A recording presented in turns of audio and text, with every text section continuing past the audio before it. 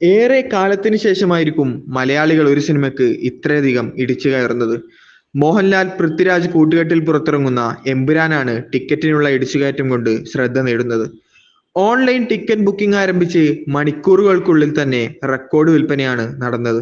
Book my ഷോയിൽ ആദ്യ മണിക്കൂറിൽ തന്നെ 96,000 ടിക്കറ്റുകളാണ് വിറ്റുപോയത്. ടിക്കറ്റ് എടുക്കാൻ തിയേറ്ററുകൾക്ക് മുന്നിലും വലിയ തിരക്കാണ്. ടിക്കറ്റ് എടുക്കുന്ന ആരാധകരുടെ ചിത്രങ്ങളും വീഡിയോകളും സോഷ്യൽ മീഡിയയിൽ വൈറലാണ്.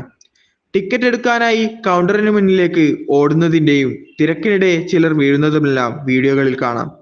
മറ്റേതൊരു മലയാള സിനിമയും ഇന്നേവരെ കാണാത്ത ഹൈപ്പാണ് എമ്പുരാന് ലഭിച്ചുകൊണ്ടിരിക്കുന്നത്. മാർച്ച് 21 രാവിലെ 9 മണിയോടെയാണ് ഇന്ത്യയിൽ എമ്പുരാൻ അഡ്വാൻസ് ബുക്കിംഗ് ആരംഭിച്ചത്. ബുക്കിംഗ് തുടങ്ങി മിനിറ്റുകൾക്കുള്ളിൽ ബുക്ക് മൈ ഷോ ഹാങ് ആവുകയും സെർവർ ഡൗൺ ആവുകയും ചെയ്തിരുന്നു. പല തിയേറ്ററുകളിലും ആദ്യ ഷോകളെല്ലാം ബുക്കായി കഴിഞ്ഞിട്ടുണ്ട്.